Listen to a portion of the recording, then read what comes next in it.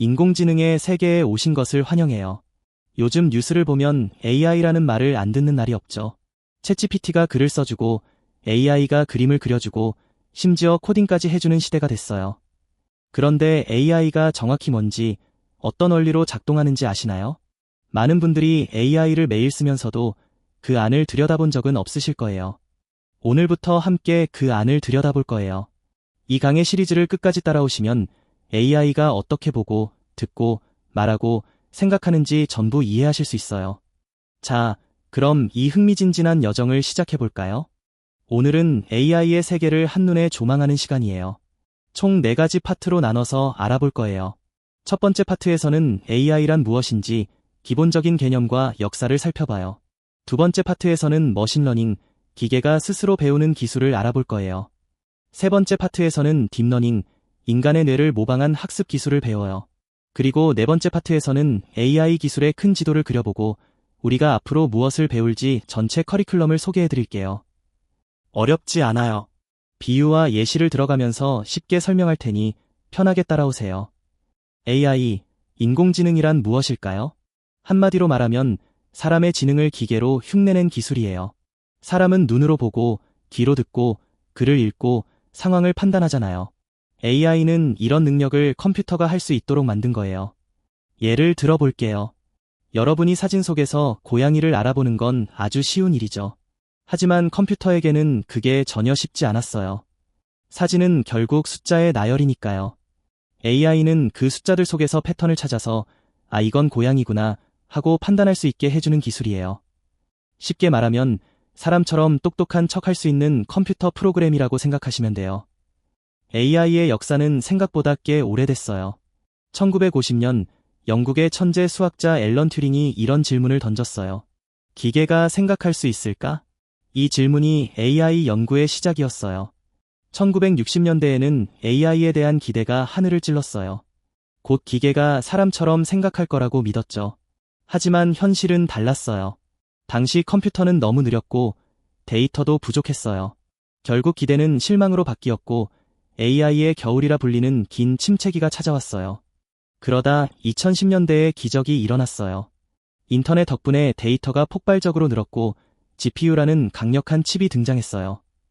이 두 가지가 만나면서 AI는 화려하게 부활했어요. 그리고 2022년 챗GPT가 세상에 나오면서 AI는 모든 사람의 일상으로 들어왔어요. AI를 이해하는데 중요한 구분이 하나 있어요. 약한 AI와 강한 AI예요. 약한 AI는 특정 분야에서만 잘하는 전문가예요. 번역기는 번역만 잘하고, 이미지 인식은 사진 분류만 잘하고, 챗봇은 대화만 잘해요. 각자 자기 분야에서는 사람보다 뛰어나지만 다른 분야는 전혀 못하죠. 바둑에서 사람을 이긴 알파고도 바둑만 잘하지 요리는 못해요. 반면에 강한 AI는 사람처럼 모든 분야를 이해하고 판단하는 범용지능이에요. SF 영화에 나오는 그런 AI죠. 그런데 중요한 사실은 현재 존재하는 모든 AI는 약한 AI라는 거예요. 강한 AI는 아직 만들어지지 않았어요. 이 점을 기억해두세요. AI를 둘러싼 오해 몇 가지를 짚어볼게요. 가장 흔한 오해는 AI가 생각한다는 거예요. 사실 AI는 생각하지 않아요. AI는 엄청나게 많은 데이터에서 패턴을 찾아서 가장 그럴듯한 답을 내놓는 도구예요. 마치 시험에서 족보를 많이 외운 학생과 비슷해요. 답을 잘 맞추지만 진짜로 이해하고 있는 건 아닌 거죠. 챗GPT가 마치 모든 걸 아는 것처럼 보이는 이유도 마찬가지예요. 인터넷에 있는 방대한 텍스트를 학습해서 패턴을 파악한 거지 실제로 지식을 이해하고 있는 건 아니에요. 그래서 가끔 자신있게 틀린 답을 말하기도 하죠. AI는 뛰어난 도구이지 만능 박사가 아니에요. 이 차이를 아는 것이 AI를 제대로 활용하는 첫걸음이에요. 자, 이제 파트 1으로 넘어갈게요. 머신러닝, 기계가 스스로 배우는 기술이에요. AI가 어떻게 똑똑해지는지 그 핵심 비밀이 바로 머신러닝에 있어요. 머신러닝이 뭔지 이해하려면 먼저 전통적인 프로그래밍과 비교해보면 좋아요. 전통적인 프로그래밍은 사람이 규칙을 직접 만들어요. 만약 온도가 30도 이상이면 에어컨을 켜라, 이런 식이죠. 사람이 모든 경우의 수를 하나하나 정해줘야 해요. 그런데 머신러닝은 달라요. 데이터를 주면 기계가 스스로 규칙을 찾아내요. 예를 들어 고양이 사진 만 장을 보여주면 AI가 스스로 고양이의 특징을 파악해요. 귀가 뾰족하고 눈이 동그랗고 수염이 있고 이런 식으로요. 사람이 일일이 알려주지 않아도 스스로 패턴을 찾는 거예요. 마치 아이가 여러 번 고양이를 보다가 자연스럽게 고양이를 알아보게 되는 것과 비슷해요. 이게 바로 머신러닝의 핵심이에요. 데이터에서 패턴을 찾아 규칙을 학습하는 거예요. 머신러닝은 사실 우리 일상 곳곳에 이미 들어와 있어요. 여러분이 이메일을 쓸 때 스팸 메일이 알아서 걸러지죠? 이게 머신러닝이에요. 수많은 스팸 메일과 정상 메일을 학습해서 새 메일이 스팸인지 아닌지 판단하는 거예요. 유튜브나 넷플릭스에서 여러분이 좋아할 만한 영상을 추천해주는 것도 머신러닝이에요. 여러분의 시청 기록에서 패턴을 찾아서 추천하는 거죠. 내비게이션이 도착 시간을 예측하는 것도, 날씨 앱이 내일 비가 올지 알려주는 것도, 쇼핑몰이 비슷한 상품을 보여주는 것도 전부 머신러닝이에요. 우리는 이미 하루에도 수십 번씩 머신러닝의 도움을 받고 있었던 거예요. 다만 그걸 모르고 있었을 뿐이죠. 파트 2로 넘어갈게요. 딥러닝, 인간의 뇌를 모방한 학습 기술이에요. 머신러닝의 한 종류인데 특히 강력한 방법이에요. 지금 AI 분야에서 가장 주목받는 기술이기도 해요. 딥러닝을 이해하려면 우리 뇌를 먼저 생각해보면 좋아요. 우리 뇌에는 약 860억 개의 뉴런이라는 신경세포가 있어요. 이 뉴런들이 서로 연결되어 정보를 주고받으면서 우리가 생각하고 판단하는 거예요.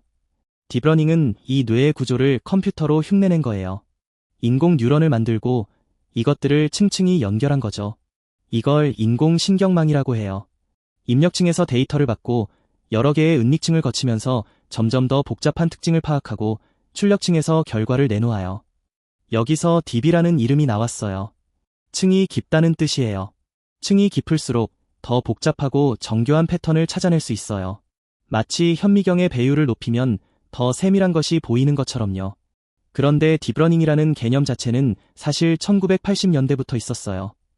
왜 그때는 안 되고 2010년대에 와서야 꽃을 피운 걸까요? 세 가지 조건이 동시에 갖춰졌기 때문이에요. 첫째, 빅데이터예요. 인터넷과 스마트폰이 보급되면서 텍스트, 이미지, 동영상 같은 데이터가 폭발적으로 늘어났어요. 딥러닝은 데이터가 많을수록 잘 배우거든요. 둘째, GPU예요. 원래 게임용 그래픽 칩이었는데 이게 딥러닝 계산에 놀라울 정도로 잘 맞았어요. 수천 개의 계산을 동시에 할 수 있거든요. 셋째, 알고리즘의 발전이에요. 깊은 신경망을 효과적으로 학습시키는 새로운 기법들이 개발됐어요. 이 세 가지, 빅데이터, GPU, 알고리즘, 이 삼박자가 맞아떨어지면서 딥러닝 혁명이 시작된 거예요. 딥러닝이 등장하면서 AI가 할 수 있는 일이 폭발적으로 늘어났어요. 이미지 인식 분야에서는 AI가 사진 속물체를 사람보다 더 정확하게 구분할 수 있게 됐어요. 의사보다 더 정확하게 엑스레이에서 질병을 찾아내는 AI도 있어요. 음성 인식 분야에서는 시리나 빅스비, 구글 어시스턴트처럼 사람의 말을 알아듣는 기술이 크게 발전했어요. 번역 분야에서는 구글 번역이나 파파고가 놀라울 정도로 자연스러운 번역을 해내요. 자율주행차는 카메라로 도로를 보고 보행자를 감지하고 스스로 운전해요. 이 모든 것이 딥러닝 덕분이에요. 딥러닝이 없었다면 오늘날의 AI 혁명도 없었을 거예요. 파트 3으로 넘어갈게요. AI 기술의 큰 지도를 한번 그려볼 거예요. 지금까지 AI, 머신러닝, 딥러닝의 큰 개념을 배웠잖아요. 이제 딥러닝 안에 어떤 기술들이 있는지 하나씩 가볍게 소개해드릴게요. 먼저 이미지를 보는 AI, CNN이에요. CNN은 컨볼루셔널 뉴럴 네트워크의 줄임말인데 쉽게 말하면 합성곱 신경망이에요. 이름이 어렵죠? 원리는 간단해요. 사진 위에 작은 돋보기를 대고 한 부분씩 훑어가면서 특징을 찾는 거예요. 처음에는 선이나 모서리 같은 아주 단순한 특징을 찾고 다음 층에서는 눈이나 코 같은 조금 더 복잡한 특징을 찾아요. 마지막에는 이게 고양이다, 이건 자동차다 하고 전체를 판단해요. 마치 그림을 그릴 때 먼저 선을 긋고 그 다음 형태를 잡고 마지막에 전체 모습을 완성하는 것처럼요. 이 기술 덕분에 AI가 사진을 보고 이해할 수 있게 됐어요. 우리 강의에서는 5번째 모듈에서 CNN을 자세히 배울 거예요. 그리고 여기서 하나 기억해주세요. CNN의 핵심 원리는 관계성이에요. 주변과의 관계에서 의미를 찾아내는 것, 이걸 관계성이라고 불러요. AI의 첫 번째 핵심 원리예요. 기억해두세요. 다음은 말을 이해하는 AI예요. RNN, 순환 신경망이라고 해요. 이미지와 달리 글이나 말에는 순서가 있잖아요. 나는 밥을 먹었다. 에서 나는이 먼저 오고 먹었다가 나중에 와야 의미가 통하죠. RNN은 이 순서를 기억하면서 처리하는 신경망이에요. 단어를 하나씩 읽으면서 앞에서 읽은 내용을 기억해 두는 거죠. 그런데 문장이 길어지면 앞부분을 잊어버리는 문제가 있었어요. 그래서 어텐션이라는 기술이 등장했어요. 어텐션은 집중이라는 뜻인데 긴 문장에서 중요한 부분에 집중할 수 있게 해주는 기술이에요. 이 기술이 나중에 엄청난 혁명으로 이어져요. 6번째 모듈에서 이 내용을 자세히 배울 거예요. 그리고 여기서도 하나 기억해 주세요. RNN의 핵심 원리는 인과성이에요. 순서와 문맥에서 의미를 찾아내는 것, 이걸 인과성이라고 불러요. AI의 두 번째 핵심 원리예요. 기억해 두세요. 2017년 AI 역사를 바꾼 기술이 등장했어요. 바로 트랜스포머예요. 기존에는 단어를 하나씩 순서대로 읽었는데 트랜스포머는 문장의 모든 단어를 한 번에 동시에 읽어요.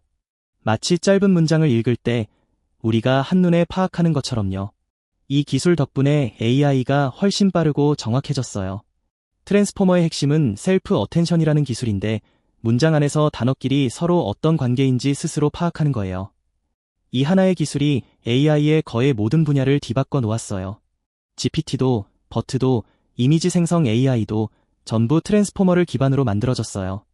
7번째 모듈에서 트랜스포머를 아주 깊이 있게 배울 거예요. 그리고 놀라운 건 트랜스포머가 관계성과 인과성을 동시에 처리한다는 거예요. 그래서 이미지, 언어, 코드, 음악 등 모든 분야에 적용할 수 있는 거예요. 트랜스포머에서 태어난 가장 유명한 AI가 바로 챗GPT예요. GPT는 트랜스포머의 한쪽, 디코더 부분을 활용한 거대 언어 모델이에요. 쉽게 말하면 다음에 올 단어를 예측하는 능력을 극한까지 키운 거예요. 수천억 개의 텍스트 데이터를 학습해서 사람처럼 자연스러운 대화가 가능해졌어요. 반면에 버트는 트랜스포머의 다른 쪽, 인코더 부분을 활용한 모델이에요. 문맥을 양방향으로 깊이 이해하는 데 특화돼 있죠. 검색 엔진이나 감정 분석 같은 곳에 쓰여요. 그리고 최근에는 레그라고 해서 AI가 외부 지식을 검색해서 답변하는 기술, AI 에이전트라고 해서 AI가 스스로 도구를 사용하고 계획을 세우는 기술도 등장했어요. 이 모든 내용을 8번째부터 11번째 모듈까지 배울 거예요. 자, 이제 마지막 파트예요. 지금까지 AI의 큰 그림을 살펴봤으니 이제 우리가 앞으로 무엇을 배울지 전체 여정을 미리 소개해 드릴게요. 우리 강의는 총 12개의 모듈로 구성되어 있어요. 지금 듣고 있는 첫 번째 모듈이 AI 개론이에요. 여기서 큰 그림을 잡았죠. 두 번째와 세 번째 모듈에서는 AI의 기본 원리를 배워요. 숫자와 함수로 AI가 어떻게 작동하는지 이해해요. 네 번째 모듈에서는 딥러닝이 어떻게 학습하고 추론하는지 깊이 있게 알아봐요. 다섯 번째 모듈은 CNN, AI의 첫 번째 핵심 원리인 관계성의 실전이에요. 여섯 번째 모듈은 RNN과 어텐션, AI의 두 번째 핵심 원리인 인과성의 실전이에요. 일곱 번째 모듈에서는 이 두 가지 핵심 원리를 종합 정리해요. 여덟 번째 모듈은 트랜스포머, 관계성과 인과성을 동시에 처리하는 혁명적인 기술이에요. 아홉 번째는 버트와 GPT, 10번째는 레그, 11번째는 LLM 대화 원리, 마지막 12번째는 AI 에이전트예요. 이 여정을 모두 마치면 AI가 어떻게 작동하는지 뿌리부터 끝까지 이해할 수 있어요. 오늘 배운 내용을 4가지로 정리해 볼게요. 첫째, AI는 사람의 지능을 기계로 흉내낸 기술이에요. 생각하는 게 아니라 패턴을 찾아 답을 내놓는 도구예요. 둘째, 머신러닝은 데이터에서 스스로 규칙을 찾는 학습 방법이에요. 사람이 규칙을 정해주는 전통 프로그래밍과 다르죠. 셋째, 딥러닝은 인간의 뇌를 모방한 신경망으로 복잡한 패턴을 찾아내는 기술이에요. 빅데이터와 GPU 덕분에 가능해졌어요. 넷째, AI 기술은 CNN에서 RNN, 트랜스포머, GPT로 진화해왔고 이 모든 것을 우리 강의에서 하나씩 배울 거예요. 이 4가지를 기억하시면 오늘 강의의 핵심은 완벽하게 잡으신 거예요. 그리고 하나 더 기억하세요. AI에는 관계성과 인과성이라는 2가지 핵심 원리가 있어요. 이 두 원리가 앞으로의 강의 전체를 관통하는 핵심 키워드예요. 오늘은 AI의 큰 그림을 살펴봤어요. 다음 시간부터는 본격적으로 AI의 속을 들여다볼 거예요. AI가 실제로 어떻게 학습하는지, 숫자와 함수로 어떻게 작동하는지, 그 기본 원리를 배울 거예요. AI가 데이터를 어떻게 처리하고 어떻게 예측을 만들어내는지 그 과정을 하나하나 풀어볼게요. 쉬운 비유와 그림으로 설명할 테니 걱정 마세요. 다음 시간에 만나요.